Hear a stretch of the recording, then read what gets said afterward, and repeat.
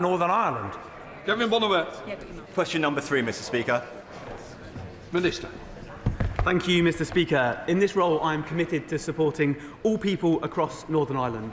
From its businesses to its community groups, there is much to champion, and I will do all I can to build upon the excellent work of my predecessor, the member for Putney. With permission, Mr. Speaker, I will answer questions 3 and 4 together. The Defence Industrial Strategy is great news for Northern Ireland. We are committed to economic growth that you can feel in your pocket. And the £250 million allocated to 5 defence growth deals, including one in Northern Ireland, will see its booming defence sector thrive. Good morning. Thank you, Mr. Speaker, and I'm grateful to the Minister for his answer. Airbus, which manufactures satellites in my Stevenage constituency, will soon be integrating the civil aircraft wing business at the historic Shorts site in Belfast, close to where Thales test their satellites and produce vital missiles for Ukraine. Will the Minister work with colleagues across government and the Northern Ireland Executive to ensure that the Defence Industrial Strategy is complemented with the Industrial Strategy's Advanced Manufacturing Sector Plan so as to maximise skills, innovation and growth? Thank you, Mr. Speaker. He is right to highlight the rich expertise in Northern Ireland's defence sector, which brings benefits right across the UK, including to Stevenage, and I can assure him the Secretary of State and I will work across government and with the Executive to ensure a joined-up approach that benefits Northern Ireland. Thanks, Ballinger. Thank you, Mr. Speaker. I'm incredibly proud of the naval engineering history that we have in the Black Country, including at companies like Summers Forge in Hellsowin and Brooks Forgings in Cradley Heath. So I'm delighted that this Labour government is increasing defence spending to levels never seen under the last government. Does he agree with me that that investment in Northern Ireland at places like Holland and Wolff will not just benefit the local economy there, but the supply chain all across the country? He's absolutely right. I warmly welcome this investment, and I know my honourable friend is rightly proud of the defence expertise in his own constituency. Backed by this Labour government, increasing defence spending to 2.5%, Holland and Wolff is building the next generation of support ships for our Royal Navy. We are safeguarding jobs, skills and our future security. Rick Campbell. Mr. Speaker, I welcome the Minister to his place and also welcome the defence growth deal. Would he agree with me that what needs to happen now is that he needs to work with the Northern Ireland Executive to ensure that the supply chain within Northern Ireland extends beyond Holland and Wolff and beyond the Greater Belfast area so that everyone in Northern Ireland can benefit from what is potentially a life-changing development for industry in Northern Ireland? Thank you, Mr. Speaker, and I thank him for his warm words. He's absolutely right. We need to make sure we're working across Northern Ireland to ensure this life-changing investment he mentioned, is felt right across Northern Ireland. I will make sure that happens. Robin Swan. Speaker, and can I welcome the Minister to his place as well? And can I ask him to ensure there is that co-working across the Executive and the Ministry of Defence in regards to the Northern Ireland Executive's investment strategy also being integral to the Defence Industrial Strategy, and that the NIO will work to remove any blockages that would prevent the two being actually merged together? Thank you, Mr. Speaker. I thank him for his warm words as well. Of course, we'll be working. I'll be meeting with Executive Ministers in Northern Ireland next week to discuss this and other matters. I'll ensure that any blockages that we can remove, we will do so working together. Question 5, please, Mr. Speaker. Secretary of State. With permission, Mr. Speaker, I will answer questions 5, 10 and 13 together. The Government is committed to repealing and replacing the Legacy Act with new arrangements that seek to command greater confidence in Northern Ireland. Yesterday we published the Northern Ireland Troubles Bill and a draft remedial order in order to do just that. The Secretary of State announced this Labour government's new Northern Ireland Troubles Bill. Despite all the justifications for this bill, it still means one thing: veterans, many of whom are elderly, being dragged back through the courts. Does the Secretary of State think that is an acceptable way to treat those people who bravely served and defended our country? Well, I say to the honourable gentleman, he says dragged back to court. Now, the only circumstances in which a veteran or anyone else appears in court is if they are charged with an offence. He will know perfectly well what the figures show about prosecutions, in the 27 years since the Good Friday Agreement. What we're talking about here is coroner's inquest. There will be a small number that will be restarted because they were already in train and were stopped by the last Legacy Act. The rest will go into the sifting process governed by the Solicitor General. We think we have a fair and reasonable framework that we're going to put in place to ensure that veterans are protected and properly looked after. Stafford. Thank you, Mr. Speaker. On the 25th of September, the Prime Minister assured the BBC that veterans would receive protections not afforded to paramilitaries. So can the Secretary of State confirm to the House which of the statutory protections will apply solely to veterans, or is it not the case that they will also extend to paramilitaries? Well, I'll give him one example, which is representation of veterans on the statutory advisory group, drawing on the experience of Operation Canova that will be established. And that allows the voice of veterans to be heard, and that will be covered by Clause 8 of the legislation. Blackman. Thank you, Mr. Speaker.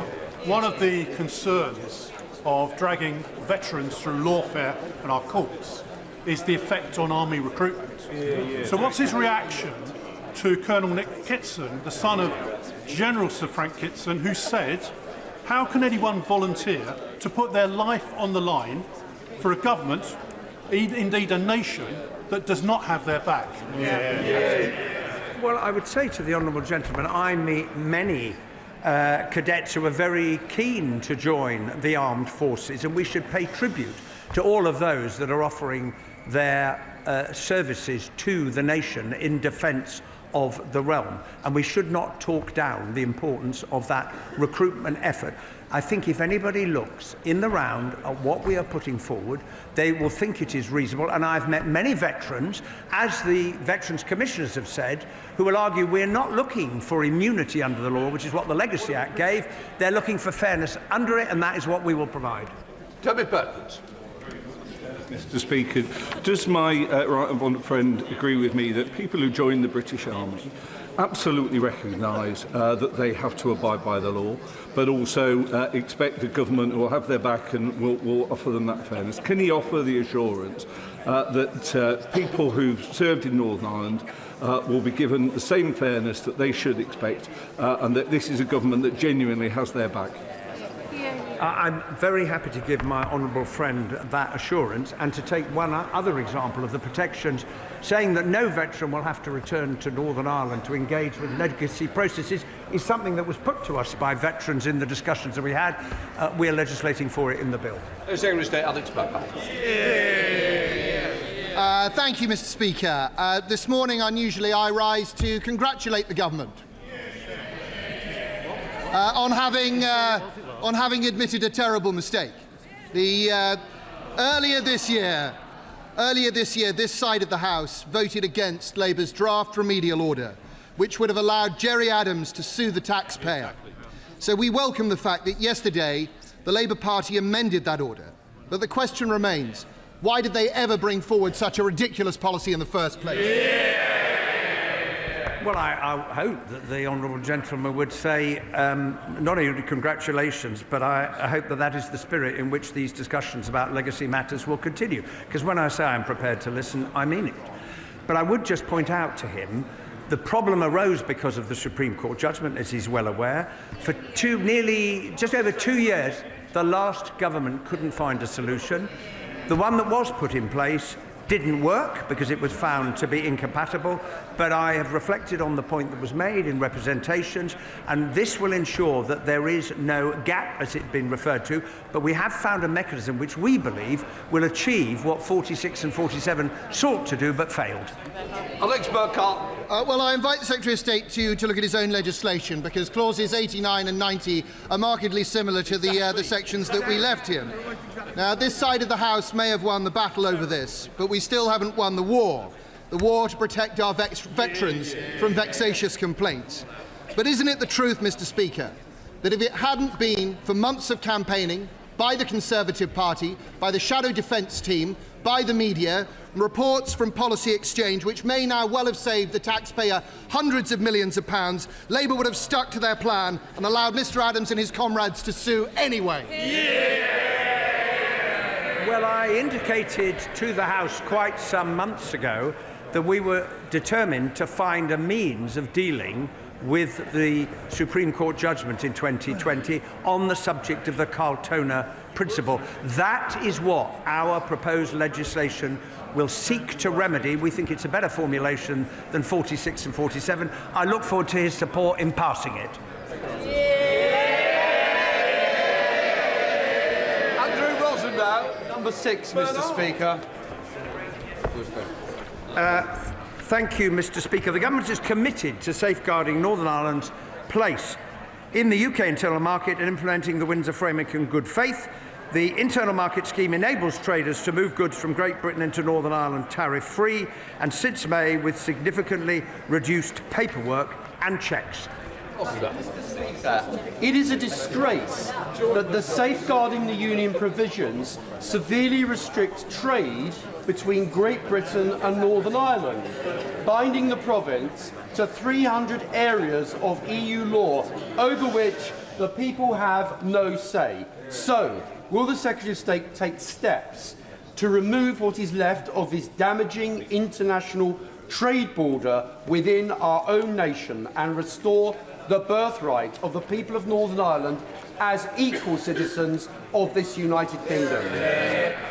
Well, I'll just say to the honourable gentleman, those who advocated that we should leave the European Union, this is the consequence of it, because you had an open border, 2 different jurisdictions. How are you going to deal with trade in those circumstances? And secondly, the goods are flowing, the goods are moving. And if you look at the evidence, the Northern Ireland economy in the second quarter grew by 2%. That is not indicative of a problem. Minister Mike Wood. Thank you, Mr. Speaker. On the 26th of November last year, the Health Secretary assured this House that the Tobacco and Vapes Bill will apply in Northern Ireland. Now, the Secretary of State will know that the age-based sales ban affects the placement of tobacco products on the market, and so is potentially in breach of the EU's Tobacco Products Directive. So can the Secretary of State repeat the Health Secretary's assurance and also tell us whether the government has confirmed with the European Union that the ban will stand in Northern Ireland? It is certainly the government's intention that the ban. It is certainly the government's intention that the ban will apply in Northern Ireland, because I think it's very important that young people all over the United Kingdom are protected in the way in which the bill seeks to do. Before we come to Prime Minister's questions, can I welcome in the gallery the Honourable Speaker of the Parliament of the Republic of Fiji and the Chairman of the Parliament of Ukraine. Members will also know that today marks the 4th anniversary of the death of our friend and colleague Sir David Amess, who was murdered in his Southend West constituency in 2021. Sir David was a long-serving Member of Parliament, respected and liked by members across the House, dedicated to his constituency. We remember him fondly. We come to Prime Minister's questions. Tom Rutland. Question number 1, Mr. Speaker. Prime Minister. Thank you, Mr. Speaker. As you've just said, today marks 4 years since the horrific murder of Sir David Amess. Sir David was much loved across the House, kind and generous, and I know it was a huge loss to many members opposite. May he rest in peace. As we remember Sir David and our friend Joe Cox, of course, I want to take this opportunity to condemn unequivocally the death threats made against the honourable member for Clacton. I know the House will welcome the justice that has been done. Whatever our disagreements, we are all parliamentarians, and I won't stand for violence or threats against our democracy. Mr. Speaker, on that point, may I update the House on the China spy case? I'm deeply disappointed by the outcome. We wanted to see prosecutions. Mr. Speaker, I know just how seriously, rightly, that you take these matters. National security will always be the first priority of this government, and we will always defend against espionage. In recent weeks, there have been baseless accusations put about by the party opposite. Let me set out the facts. The relevant period was when these offences took place. that was under the Conservative government between the years of 2021 and 2023. This period was bookended by the integrated review of 2021, the beginning of the period, and the refresh of that review in 2023, setting out their policy. These statements of government policy were very carefully worded to not describe China as an enemy. Instead, Mr. Stewart, somebody who is on the Speaker's panel, I've told once before, should know better. Do not question my judgment. I thought it was important that the Prime Minister tells this House first rather than somewhere else. So please, this is very important to me and very important to the House. I take it seriously, so I don't need any more side comments. Prime Minister. Thank you, Mr. Speaker. The review of 21 and the refresh of 23 were very carefully worded to not describe China as an enemy. Instead, they stated increased national security protections where China poses a threat, and that the then government would engage with China to leave room open for constructive and predictable relations. The Deputy National Security Advisor, Matt Collins, set out the then government's position in a substantive witness statement in 2023, which was subsequently supplemented by 2 further short statements. The Cabinet Secretary assures me that the DSNA faithfully set out the policy of the then Tory government. I know firsthand that the DSNA is a civil servant of the utmost integrity, and those opposite who worked with him, I'm sure, would agree with that assessment. Under this government, no minister or special advisor played any role in the provision of evidence. I can't say what the position was of the previous government in relation to the involvement of ministers or special advisers. If the Leader of the Opposition knows the answer to that question, and I suspect that she does, I invite her to update the House. Last night, the Crown Prosecution Service clarified that, in their view, the decision whether to publish the witness statements of the DSNA is for the government. I have therefore carefully considered this question this morning, and after legal advice, I have decided to publish the witness statements. Given the information contained, we will conduct a short process, but I want to make clear I intend to publish the witness statements in full. Let me say this. To be clear, had the Conservatives been quicker in updating our legislation, a review that started in 2015, these individuals could have been prosecuted and we would not be where we are without. I'm happy to answer any questions on this. Mr. Speaker, this morning I had meetings with ministerial colleagues and others. In addition to my duties in this House, I shall have further such meetings later today. Thank you, Mr. Speaker. Last week I visited Rayner, a world-leading provider of cataract solutions based in Worthing, a winner of this year's King's Award for Enterprise Innovation and a fantastic employer of local apprentices. So can I welcome the government's ambition to get 2/3 of our young people into an apprenticeship, further education or university, and ask the Prime Minister what he will do to ensure that every young person in East Worthing and Shoreham has the skills they need to thrive? Thank you for this question. We want a country where young people are supported, where the quality of teaching is raised and every skilled apprentice is valued and respected. We've set a new target of 2/3 of young people to be in apprenticeships or university. That will smash the glass ceiling and renew our country. Mr. Speaker, we've supported this with record £3 billion budget for more apprenticeships, more technical colleges and guaranteed training, apprenticeship or work for all 18 to 21-year-olds. The Opposition, Kemi Bell. Mr. Speaker, thank you for marking 4 years since the terrible murder of Sir David Amess. I know that the whole House will want to join me in remembering our former colleague. He is very much still in our hearts and minds. The way he died reminds us that the security of members and this Parliament is paramount. So it concerns us all that the case against 2 people spying on members of this House has collapsed. It is simply unbelievable. Exactly as I expected, the Prime Minister had to be dragged out at the top of PMQs to give a statement that answers no questions. I don't know what they're laughing. I don't know what they're laughing at. We are talking about the security of this Parliament. He had to be dragged out to repeat only more obfuscation. It is simply unbelievable. It is simply unbelievable that he is trying to say the last government did not classify China as a threat. So I will refresh his memory. In 2021, the previous government's integrated review described China as the biggest state-based threat to the UK's economic security. In 2024, the Minister for Security said from that dispatch box that China poses a threat. But let's leave aside the government. In 2022, the Director General of MI5 in November classified China as a threat in his remarks. How is it possible that the government failed to provide the evidence that the CPS needed to prosecute? The substantive evidence was provided in 2023 by the previous government. That is when the witness statement was submitted. I am going to disclose it.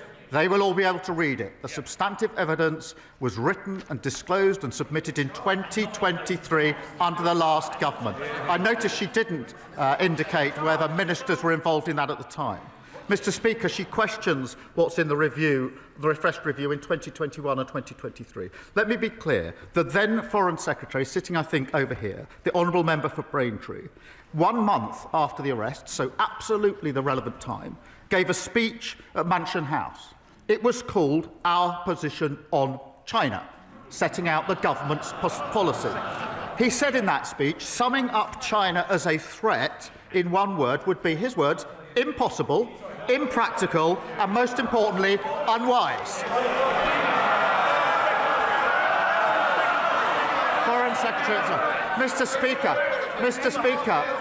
Speaker, it wasn't just him. Mr. Speaker, the Leader of the Opposition was Business Secretary at the time. In September 23, the Leader of the Opposition said, her words, September 23, the relevant year, her words, we should certainly not be describing China as a foe.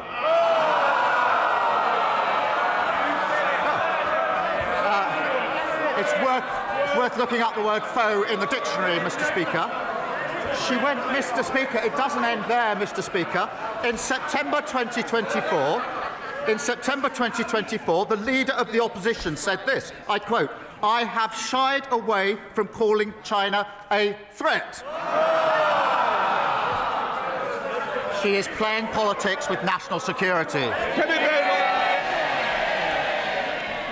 The Prime Minister can read the beginning of a quote. Let me finish that quote. At the end of that quote that he just read out, I did describe China as a threat. But this whataboutery that he is doing neglects the fact that those spies were charged under a Conservative government. They were let off under Labour. He has not answered any questions. On Monday, Mr. Speaker, on Monday, the Security Minister repeatedly told the House that ministers did not take decisions, that it was the Deputy National Security Advisor who had full freedom. Is the government seriously saying that only one man, the Deputy National Security Advisor, had anything to do with this failure? Is he seriously saying that the Deputy did not discuss with the National Security Advisor, did not discuss with the Home Secretary or with anyone in Downing Street? Is the Prime Minister seriously saying that? Yes. Mr. Speaker, let me explain why. Firstly, the case was charged under the last government according to the evidence submitted under the last government, which set out their policy decision. What was an issue in the trial is not the position of the current government, the position of the last government. And they carefully avoided describing China as an enemy because that was their policy at the time. Mr. Speaker, so far as the position under this government is concerned, no minister or special advisor was involved, and I will double-check this because I've had it. I will double-check this. So, Mr. Speaker, this is important. After the charging decision, the prosecution were very careful about who would then see the witness evidence. I will double-check, Mr. Speaker, exactly what instruction was taken.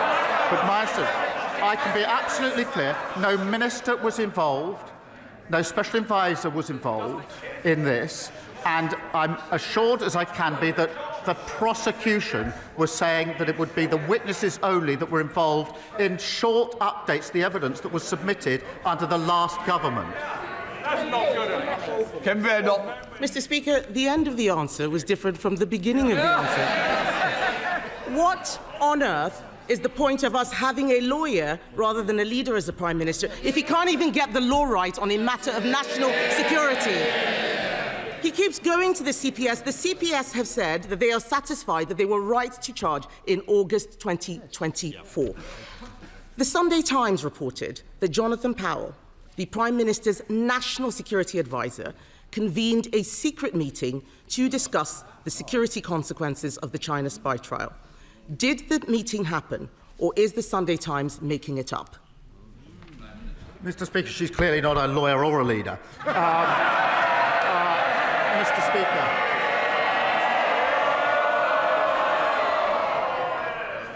The problem for her is I do actually understand the law. I know what's got to be proven. I've also looked at the evidence. That was put in under the last government in relation to this case. There was a meeting in September. That did not involve the National Security Advisor discussing the evidence in any way, nor, Mr. Speaker, one further piece of evidence. The final statement in this case was submitted in August 2025. There was no further submission of evidence, one way or the other, after any discussion in September. This is a red herring, a completely scurrilous allegation made by the Leader of the Opposition. Mr. Speaker, the Prime Minister has now twice directly contradicted the words of his Security Minister. They cannot both be right. The chair of the Foreign Affairs Committee couldn't get any answers from the Security Minister. The CPS said that they were satisfied that the decision to charge the case in April 2024, not August, in April 2024, was correct on the basis of where the law stood at that time. This is a matter of fact. It is not a matter of what the previous government had thought. It is not a matter of it not meeting a legal test. It did. Something must have changed when the charges were brought and when the case collapsed. The charges were brought under us. The case collapsed under them. Can the Prime Minister tell us what changed and what collapsed the case? Mr. Speaker, I've said I will publish the witness statements in full. The whole House will then see exactly what was set out in 2023 in the substantive witness statement and exactly what was set out in the two supplementary witness statements, and she will then realise what she's just said is entirely baseless. Mr. Speaker, the CPS has said in the clearest terms that this prosecution was dropped because this government did not provide the statement they expected. Why should we believe a man who, at the last Prime Minister's questions, said he had full confidence in the best friend of a convicted paedophile? Forgive us if we don't trust a word he says. This all stinks of a cover-up. Given his statement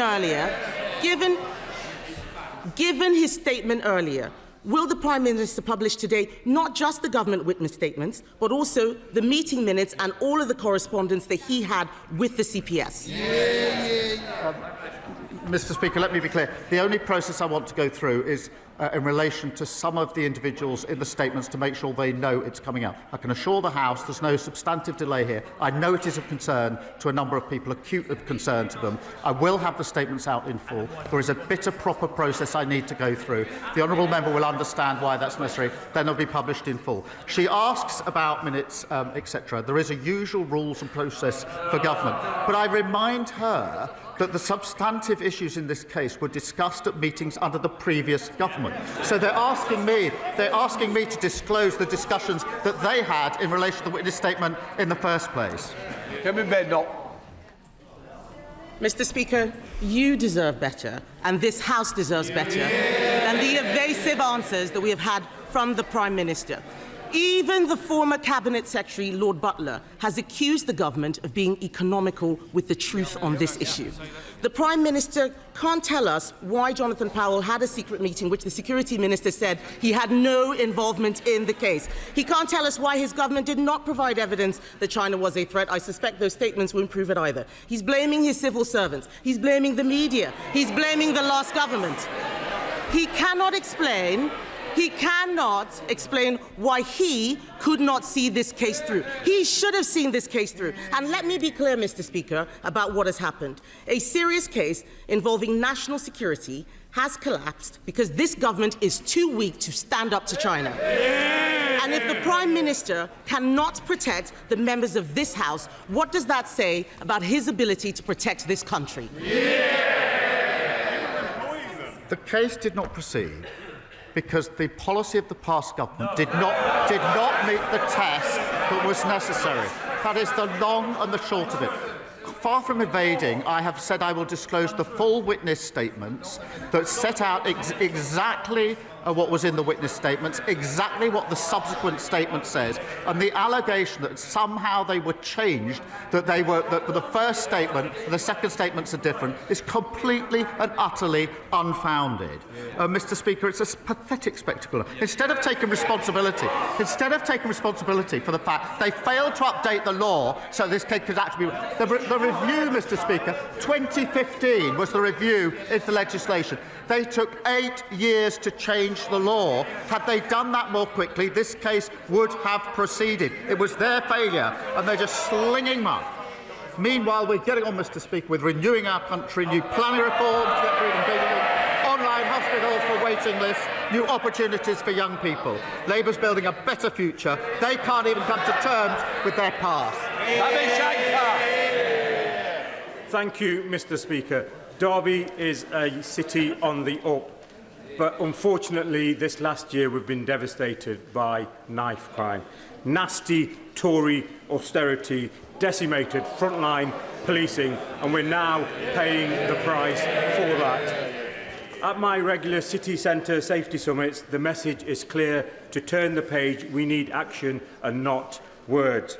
Can the Prime Minister update my constituents on what action this government is taking to make sure all our residents, our visitors and our workers can enjoy our city centre safely? Well, Mr. Speaker, I thank him for his question. As he will have heard at our conference, we had Pooja Kanda there, who I've met a number of times. Her son Ronan was fatally stabbed, and I'm proud that we've delivered, Mr. Speaker, Ronan's law to tackle the sale of ninja swords, and we've also banned zombie knives and strengthened controls for online knife sales. I pay tribute to his work setting up the City Safety Summits. Daisy Cooper, Deputy Leader of the Liberal Democrats. Thank you, Mr. Speaker. May I associate myself and my party with the tributes to David Amess? And on behalf of my party, can I also pay tribute to Ming Campbell, who is being laid to rest today? That is the reason why my right honourable friend, the member for Kingston and Surbiton, cannot be here. And I'd like to thank you, Mr. Speaker, and the Prime Minister and other members of this House for their very kind tributes yesterday. We welcome the new level of transparency from the Prime Minister, and we will scrutinise those witness statements closely, but it is clear there are still many questions to be answered, including questions from Hong Kongers, Mr. Speaker, because Hong Kongers in St Albans and across the UK have settled in our communities after they have fled repression at the hands of the Chinese state. But now they see a British government that wants to make it harder for Hong Kongers to settle here permanently, that refuses to impose targeted sanctions on Chinese officials who put bounties on Hong Kongers' heads, that is refusing to rule out a Chinese super embassy and is failing to tackle Chinese espionage. Mr. Speaker, Hong Kongers are starting to ask whether the Prime Minister is trading away their security and safety in our communities for a cosier relationship with Beijing. What is the Prime Minister's answer to them? The answer is no, and we have given and will continue to give support to Hong Kongers who need and deserve that support, and she will be assured that the Jimmy Lai case is raised regularly at every opportunity by my ministers and indeed by me. Daisy Cooper. Thank you, Mr. Speaker. I think that Hong Kongers will require a lot more reassurance and action from this government. But it is not just the Chinese government that is a threat to our country. On Monday, the far-right, racist hate preacher Tommy Robinson, who is currently on trial for allegedly refusing to comply with counter-terror police, claimed that his legal costs are being paid by Elon Musk. It is outrageous that a man who has so much control over what people read online every day could be funding someone who stokes far-right extremism on our streets. If this was Putin, the government surely would act. So will the Prime Minister commission the security services to assess the threat that Elon Musk poses to our democracy and recommend measures to this House that we can take to stop it?